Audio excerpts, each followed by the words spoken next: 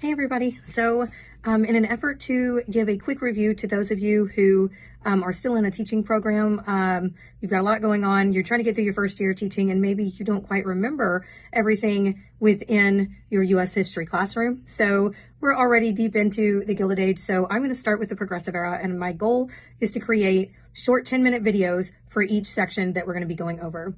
Hopefully I can do it with Progressive Era because it's also going to include Rise to World Power and World War I. Depending on where it's at, I might separate it and do Spanish-American War and World War I in its own separate one. So let's get started. And I'm just going to go straight through the TEKS here and just make sure that you understand kind of everything that you should be working through. So for Progressive Era, what I said was your major TEKS are going to be 5A, 5C, and 1A. Okay, and then we're going to be teaching this in thematic order. So your Progressive Era has a lot going on with it. Your main idea is that things are changing. Things are progressively changing. The traditional concepts are starting to be moved to more liberal things. And this is going to be both domestically and foreign. So things are going to be changing here in the United States, but when we get with Spanish-American War and World War I, we're going to see some major changes in foreign relations and how we deal with people and the rest of the world. And we'll no longer be isolationists. But as of right now, we're still isolationists. Americans have always enjoyed their isolation from what's going on with the rest of the world, and to try and remain neutral when all these other things are going on. So the idea here is that we're going to start with federalism. With regard to the Progressive Era reforms, there's many different things going on. When I say reforms, I'm not just talking about the things that are passed through the legal system. I'm talking about your civic responsibility and stuff like that. And then we'll move on to thematic order with your presidents. We start with the Constitution. We have a lot of foundational TEKS in the Progressive Era. And even though we go over Alexis de Tocqueville in the Gilded Age, we still have room to go over it in the Progressive Era because it's really going to come into play because we're going to start to see the government get involved. Whereas before in the Gilded Age, the government wasn't really involved. And that's where that laissez-faire concept comes from. But we're going to see a lot of the other topics come out of the Alexis de Tocqueville values, especially when it comes to populism. So the average American getting involved. So 1A is analyze and evaluate the text, intent, meaning, and importance of the Declaration of Independence and the U.S. Constitution, including the Bill of Rights. And the reason we're really focusing on the Bill of Rights is that these amendments, especially the 19th Amendment, are going to be based on prior amendments, especially the 14th Amendment. So once you have your citizenship, you therefore are supposed to have the same rights as everyone else who has citizenship. Now, considering that everybody has to have the same rights, so African Americans gained their right to vote with the 15th Amendment, but they gained that right because they were citizens with the 14th Amendment and therefore guaranteed to have the same rights as anyone else. So women do not have that right yet, and so this is the same concept here. They are afforded that right because they're citizens of the United States, and so we're going to see them begin to fight, or we've already seen them begin to fight. That suffrage movement's already going on, and they're going to be pushing for the right to vote, which will be passed with the 19th Amendment. And that's what we consider populism is. The normal everyday American can get involved and can see change. We'll also see that with the temperance movement and women. That's that social gospel movement. So it's more of a Christian movement. Women who are trying to push, mostly women, men are involved too, but trying to push the prohibition of alcohol because they believe that it leads to the evils of society.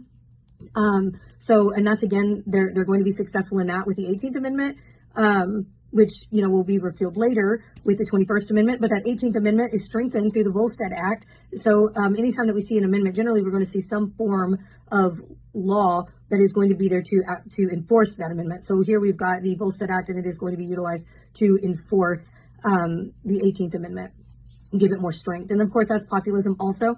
We're going to see third parties, especially the farmers. So your populist People's Party, they've changed names. They start off as the Granger Movement. We'll see a bunch of different unions and groupings come up. Eventually, it'll be the third party, which is the Populist Party. And they are going to push a couple of demands. And what they want is the silver standard because they believe that it'll make money more accessible to everybody more than the gold standard will. They want to see senators elected. And they want a graduated income tax. And so what we're going to see is the 16th Amendment create a federal income tax, and which is graduated to a certain extent. And then we will see senators become elected in the 17th Amendment. So we can see that this populism concept is coming back into play here, and that's why we're starting off with that federalism, because everything that goes on in the Progressive Era is rooted in the Constitution and the ways that citizens really are the government, right? Citizens really, underneath the supreme law of the land, which is the Constitution, it's the people. The people are who run it because they vote in their representatives. And they have other venues and other ways to get involved in the government. All right. And that's why we are unique from other nations. I mean, many people, but especially our students, don't necessarily know that other developed countries that are considered similar to America, like Canada or Australia, do not have the same rights that Americans do. So we are still very unique to this day with regard to how our government is run and the rights of the people. Let's see, evaluate various means of achieving equality. So we've talked about the protesting, but please don't forget that Susan B. Anthony. So in this one, you've got Elizabeth Cady Stanton, who is going to create the Seneca Falls Convention. She's notable for it. She's not the one who necessarily created it by herself, but she's notable for it. And she sets it up. She sets up the sentiments of, Declaration of Sentiments, which is set up to mirror the Declaration of Independence. That is a test question, so make sure you remember that. And then we have Susan B. Anthony, who is technically the drafter of the 19th Amendment, which is why it's considered her amendment. And so these were different ways that they went about getting things changed, protesting, and then the legal avenue of it. And another test question is often what we'll see is, how did the 19th Amendment get, passed? How did it become a thing, or how did women gain the right to vote? And it's always because the amendment was passed, the amendment was ratified. At the end of the day, we can protest, we can stand in the streets, we can scream, whatever we want to do, but unless there's a law passed, unless there's a legal change, we don't see change. So it was the amendment. Okay, civic participation and responsibility. Please begin to use the citizenship exam as some form in your lessons as you go, because some of those test questions are going to be pulled off and put onto your STAR exam. So when you go through, there's 100 questions on the previous exam, and you can start Xing things off that you're going to go through later on in the year. And then the ones that are left, those are the ones that you go through with your students to make sure that they're fully reviewed for whatever citizenship question that will be on there. Next is government action. So how is the government now going to get involved? So this is that federalism idea. Where's the government's role in getting involved, and where's the people's role in getting involved and getting these things done? So government action, we are going to see the initiative, referendum, and recall become a thing. So that's pretty much initiative. You get enough people to sign a paper. You get an initiative, a law that you want to be put into place, put on a bill, or put on a ballot, and then everybody votes for it. If enough people vote for it, it becomes a bill, right? If enough people don't vote for it, then it's squashed. It's not anything. So you have referendum, which is the opposite. You're trying to get a law removed, and it's the same process in order to do it, and the same process in order to do a recall. If any of you have been watching the news, that's what we saw with the governor of California. They were trying to recall the governor of California. This is the same process, but it's to recall or remove a politician before their term is up. But same process. We're also going to see the 16th, 17th, 18th, and 19th Amendment become ratified in Congress. Let's see. You want to, trace how those things come about, which I've already gone over with you. Changing role of women is pretty much just they are voting, and there's the temperance movement right now. We will see the national park system start to come into play. You'll often see a picture with Theodore Roosevelt standing on a mountain area, and they're claiming that as national parks. And so this is really where we're going to start to see the government take land for themselves and utilize it as a park or whatever else that they need. Protesting and stuff, that's all with the 19th Amendment. Patriotism and civic responsibility. We've kind of talked about that.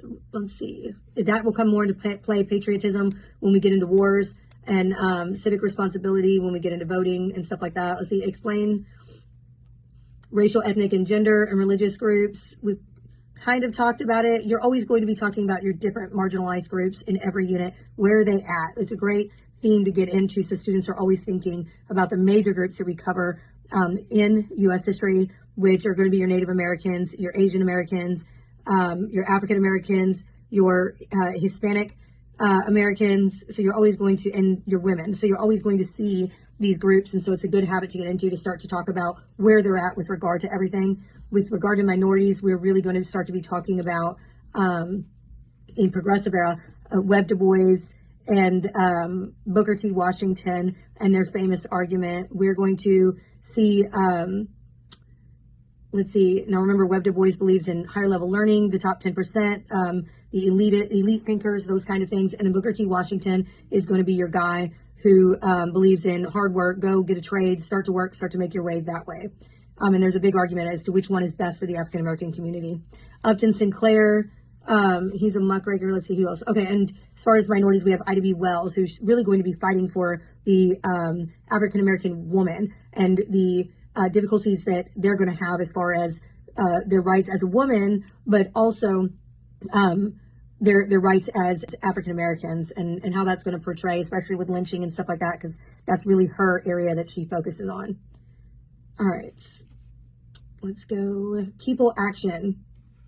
So people action, we are going to be dealing with the major people who are going to take action and try and change things. Specifically speaking, your muckrakers. So these are the people who are going to take action and fight for things that they, or expose things. And so Upton Sinclair, he's going to write a book called The Jungle, and he's really trying to expose the working conditions of the immigrants. But what people only focus on is how bad the meat is and how disgusting these things are. And it's going to be so bad that Theodore Roosevelt is going to get involved, and he's going to pass the Pure Food and Drug Act. And so that's going to get passed because of this. And that's going to, one of the major things that we have students focus on when we talk about this act is the government is getting more and more involved, not just in not just in passing laws, and amendments, but the government is getting more and more involved in private business. Okay, so it doesn't just stop in the Gilded Age; it is going to continue into the Progressive Era and further on.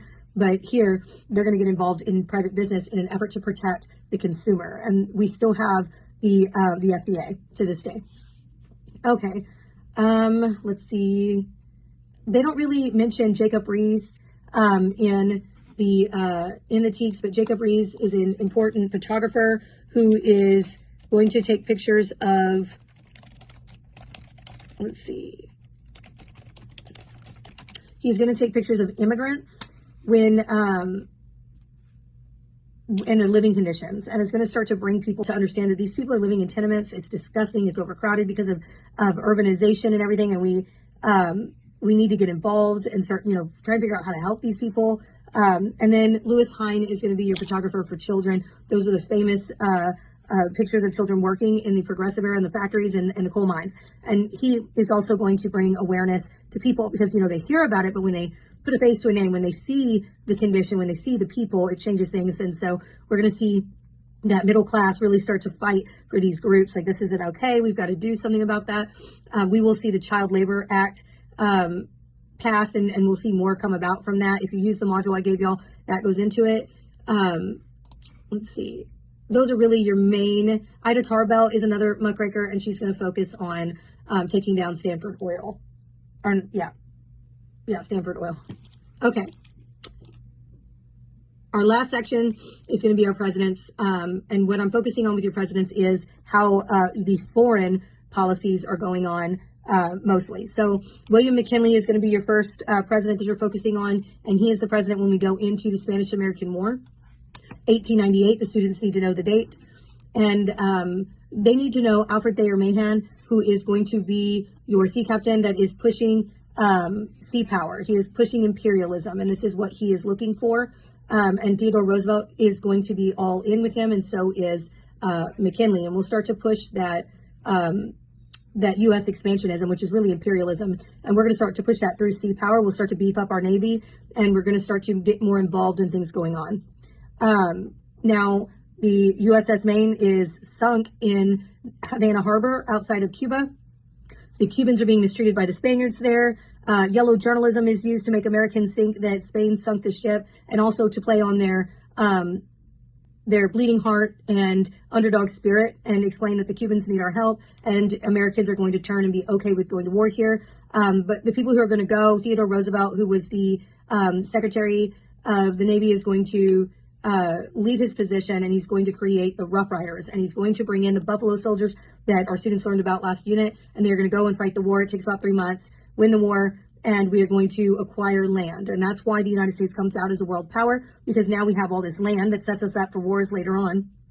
but also because we have the resources from it. So economically speaking, we have a lot more money. And we're going to take Guam, the Philippines, and Puerto Rico. We will also be taking Hawaii pretty soon with a treaty that we go back on, and we pretty much take Hawaii. Okay, and we've already bought Alaska from Russia, so we have all of this land, we have all of these resources, and so America is building itself up as a world power at this point. Sanford B. Dole is going to be your person in Hawaii. He starts off as a governor, and then he becomes the president. Continue the fight for the Philippines, and we'll see things like the banana wars and stuff like that. That's not really tested, so we're going to analyze the impact of third parties. Of course, later on, after Theodore Roosevelt is no longer president, and Taft becomes president, Theodore Roosevelt comes back and he's not happy with Taft and the way he's running things with dollar diplomacy, and so he's going to create the Progressive Bull Moose Party. And if there's anything that we know about third parties, it's that it takes votes away from the two main parties, and so both Taft and Roosevelt will lose the race, and Woodrow Wilson will become president, which will push us into World War I. Now, Theodore Roosevelt is during his presidency, he is going to push the big stick policy, which is pretty much speak softly but carry a big stick. So follow what I say. I'm going to beat you up with my military. And so they beef up the military, and he's pretty much issuing this to the Europe section of so Western Europe, all of those areas, stay out of the Western Hemisphere, stay out of Latin America. And of course, the Roosevelt corollary is what this is, and it's attached to the Monroe Doctrine. So those sometimes they'll talk about the Monroe Doctrine in a test question, even though the TEKS specifically say Roosevelt corollary. So keep that in mind. If you don't remember too much about that, go back and read on it. Now, we're really going to see this when we're dealing with the Panama Canal. Students have to know what an isthmus is. They need to know that it's Central and South America, and that it increases trade, which economically speaking is better for the United States and everyone else who's using that canal. Open door policy pretty much means that we're allowing open trade with China. We hadn't had that before, and we had issues going on with China anyways when we created quotas. So, but this is definitely going to make things better. We have open door policy now. And then, of course, Roosevelt's out, Taft's in. Dollar diplomacy is the idea that we allow our companies to invest into other countries, and by extension, they allow us to operate within their country. It's a big failure. Most countries don't go for it, and Roosevelt's super against it, and that's why he creates that third Progressive Bull Moose Party, and then both of them fail. And then now we're going to issue in World War I and Woodrow Wilson. So Woodrow Wilson is president now, and we're going into World War I. We have 8 days for this unit, and you may think that's a lot for World War I, but it's really not, because the students struggle with World War I. So first and foremost, 1914 to 1918, they do need to know the dates. Sometimes that's what they're given in a photo, and they need to be able to understand that that's World War I. So the causes of World War I is your militarism, alliances, imperialism, and nationalism. So World War I starts because we have different countries throughout the world participating in imperialism and being in a country that's not theirs, but that they have taken over. And so what we're going to have is the Archduke Franz Ferdinand of Austria-Hungary is going to be in Serbia. And we're going to have some Serbian nationalists rise up. They really love their country, and they're tired of other people in. And so we're going to see this organization called the Black Hand, and a member of the Black Hand is going to assassinate Franz Ferdinand, and it's called the Spark. So when we think about what created the war, what started the war, that's the spark. And so here it's Franz Ferdinand being assassinated. So now that he's assassinated, because we have everybody allied up, so everybody was beefing up their military because we're starting to see countries wanting to expand, and so they're beefing up their military in order to sustain war, or so that they can take other places land, or so that they can fend off people trying to take their land. So everyone's building up their military, and they're allying up to try and protect themselves. So when Franz Ferdinand is shot, now the country that is allied up with Austria-Hungary has to go and fight. So now we're going to see Germany declare war on Austria-Hungary, but that in turn means that they also have to, declare war on Serbia because they are allied with Austria-Hungary. But now we're going to see Serbia in turn declare war. So now Germany is going to have to go and declare war on Russia because Russia is allied with Serbia. And we're going to see all the countries come into play. All the countries are going to be declaring war on each other. So now that's your militarism, beefing up that military alliances. Everybody's allied up, and they'll be declaring war on each other. The the imperialism, which is Austria-Hungary involved in Serbia, and the nationalism, which is the Black Hand rising up in Serbia and shooting the Archduke Franz Ferdinand. Okay, and then boom, war starts. But why does the United States get involved? We're not involved yet. Well, the United States is always economically involved, even if they're not physically involved in a war. We're always looking to make money. Okay, so the United States is going to get involved and be providing resources to whoever needs it. Well, Great Britain is going to create a naval blockade on Germany. We can't give stuff to Germany, but we can still give it to Great Britain. Germany's not going to be happy about this.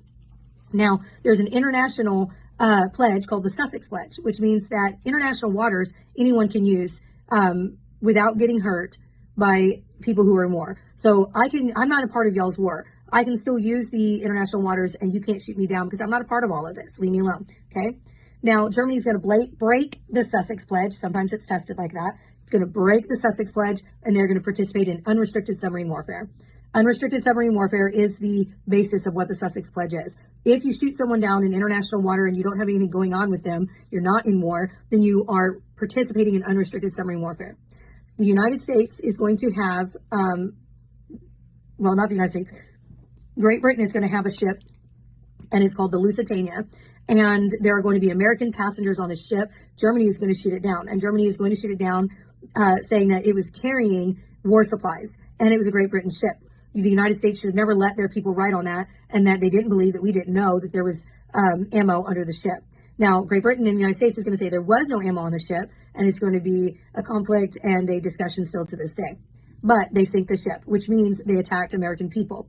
America is going to almost be ready to join.